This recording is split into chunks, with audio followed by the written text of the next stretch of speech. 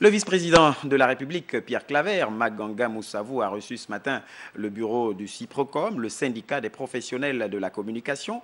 Au menu des échanges, les questions de sécurisation de la maison Georges Rawiri, de transport du personnel et du statut particulier des agents de Gabon Télévision et de Radio Gabon. Le point avec Gabriel Guillain-Lemami.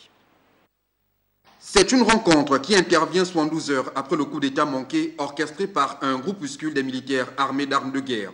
Parmi les points évoqués, et pas des moindres, ceux de la sécurisation de la maison Georges Rawiri et du transport du personnel d'astreinte de Radio Gabon et de Gabon Télévision. Nous avons estimé qu'au regard du contexte d'insécurité à l'intérieur de Gabon Télévision, de Radio Gabon et à l'extérieur, les directions générales des deux entités doivent tout faire pour au minimum faire transporter les équipes d'antenne qui travaillent le matin et qui travaillent la nuit. C'est ce que prévoit le statut général de la fonction publique et au regard des spécificités et des contraintes horaires de notre secteur. L'occasion a été donnée ici au bureau du CIPROCOM d'exhumer le statut particulier des communicateurs. Les membres de ce syndicat ont sollicité auprès du vice-président de la République la mise en place d'une commission interministérielle pour traiter cette question.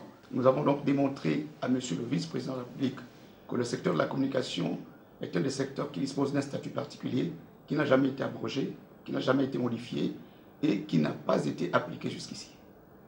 À partir de cet instant, nous avons estimé qu'au même titre que les autres secteurs qui ont des métiers spécifiques, le secteur de la communication devait être intégré dans le cadre de la modification de l'article 4 du décret 404, conformément aux résolutions prises par le Conseil des ministres du 30 août 2018.